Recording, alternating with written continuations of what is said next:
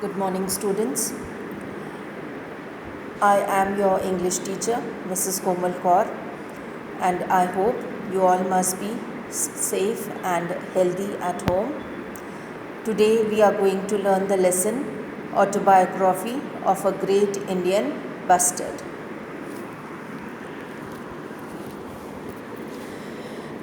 Now, the meaning of the word autobiography is during your English classes, I hope you must have written biographies. When we write essays and all, your teacher must have given you to write a biography.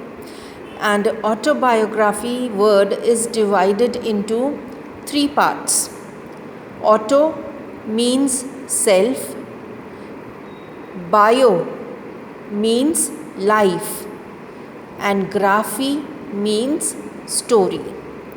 So, if we join the word autobiography, it means life story of oneself. That means you have to write your own life story, the incidents that happened in your life. That is called as a autobiography. So, sometimes we are asked to write autobiography of a pen, or we are asked to write autobiography of a book. So in such a case, you have to imagine that you are a pen or you are a book and you have to write your life story. So even this lesson is the autobiography of a great Indian bustard. Bustard is a bird. It's the name of a bird. You can see the picture in the textbook. Now, here,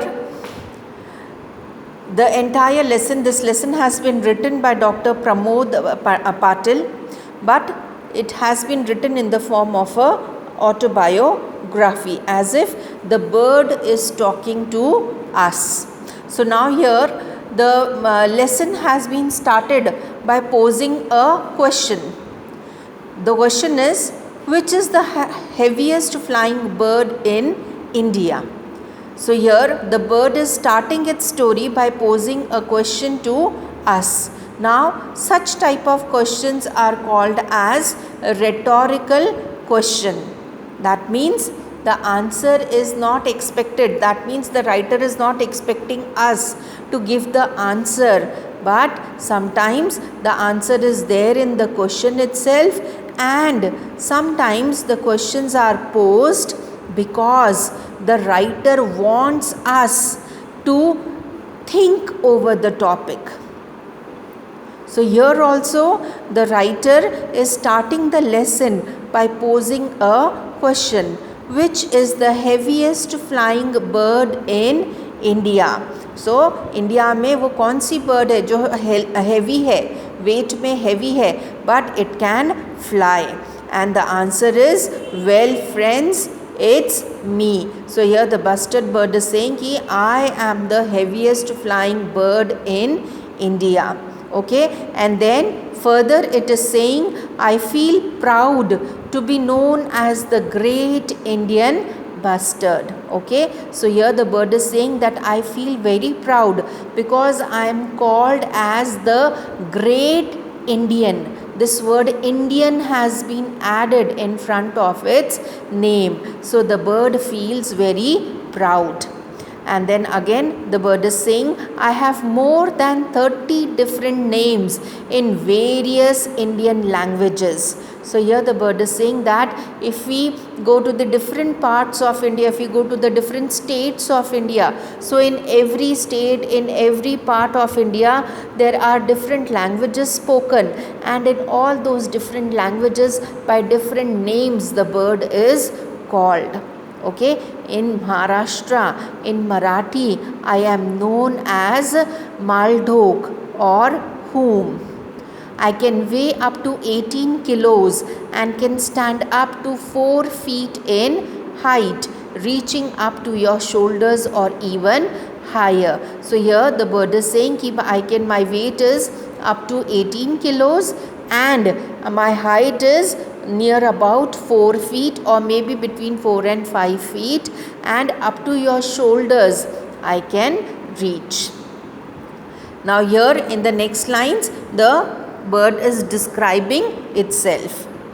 I have got a long white neck, brown wings, tall yellow legs, and a black cap on my head. So here the bird is saying that my neck is long and it is white in color, but the color of my wings is brown, and I have yellow tall legs, and also on my head there is a black cap. That means there are certain feathers on the head which look like cap.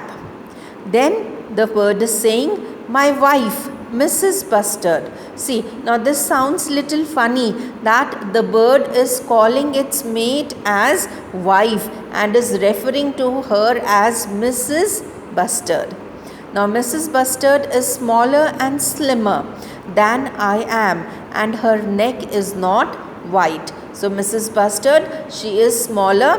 That means her height is little small than Mr. Bustard, and also she is slimmer. Slimmer means she is thin, and also the color of the neck is not white. Maybe it is brown. But I have heard humans say that we both look impressive. And here the bird is saying that I have heard humans talking that we both, Mr. and Mrs. Bustard, they look very elegant, they look very beautiful, and they look very graceful together. That means they look very impressive. Next, in the next paragraph, the bird is describing its habitat. Habitat means the place where one lives. I live on grassland and deserts along with my other friends, including chinkara, blackbuck, and larks. So here the bird is saying that I live in grasslands. Grassland means a long open space, land filled with grass, and also in desert area the bird can be found. And here in these grasslands there are other animals also living with them, and they are the chinkara and the blackbuck. The chinkara and blackbuck, they are the species of deer, and lark is again a type of bird. I eat everything including snakes, lizard, small fruits and berries, and all sort of insects. That's a very healthy habit. So here the bird is saying that I eat snake, lizard, even fruits and berries. So that means all types of fruits and berries, even snakes and lizards, the bird is eating. So it is a healthy habit. So again here we can say that the bird is asking us humans, it is giving us a message that even we should eat everything, all type of food we should eat, all type of vegetables and fruits we should eat. It is a healthy habit. But grasshoppers and beetles are my favorite food items. So here the bird is saying that among all the food items that it is eating, grasshopper and beetles are its favorite food items. Even every one of us, we have certain food items that we like the most. Okay, and in the same manner, the little great Indian bustard, its favorite food item is grasshoppers and beetles. Okay, now then it is saying, when it starts raining, we all gather at our favorite grasslands where there are no people to disturb us. So here the bird is saying that when it starts raining, everyone enjoys the rainy season. Even you and me, we enjoy the rainy season. Okay, so even animals and birds, they enjoy the rainy season, and they are saying that it's my favorite season, and when it starts raining, we go to our favorite grassland, that where there is lot of grass and greenery, and it should be far away from people. human beings should not be there to disturb them. Why? Because human beings, they kill them. So they want to go away from humans. I perform a wonderful dance by gulping air in the special feathery pouch attached below my neck. So here the bird is saying ki there, when the rains are going on, I perform a wonderful dance, and while dancing it gulps a lot of air. Gulp means to take in lot of air in your mouth, to store lot of air in your mouth. And the bird is able to store lot of air because just in the neck, below the neck, there is a pouch, and in that pouch lot of air it can store. This pouch helps me to produce a resonating sound similar to the one produced by the cow. Okay, and here the bird is saying that with the help of this pouch, in that pouch the bird is able to store a lot of air, and it can bring out that air from its mouth by making a certain sound, and the sound sounds like the sound of a cow. Now resonating means a vibrating sound, like when we do the omkar.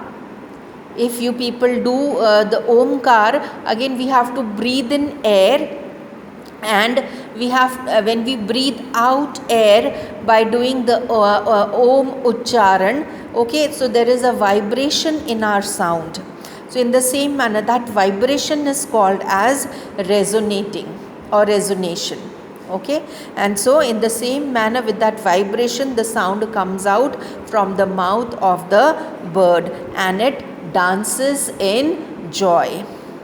I dance in joy with puffed out feathers and cocked up tail and dropped down wings. It helps me to impress my soul mate. So here the bird is saying that I dance in joy with puffed out feathers. Puffed out feathers means I spread my feathers. The feathers are spread out. Cocked up tail, that means even the tail is spread out, and dropped down wings, and it dropped down its wings. Okay, and this posture, this happiness of joy, it helps me to impress my soul mate. So soul mate means the female bird. The male bird with this dancing posture impresses the female bird. I hope you have understood till here. In the next part, children, we are going to continue with the next part of the lesson. Read the lesson carefully and go through the video again so that you can understand the lesson properly. Have a nice day.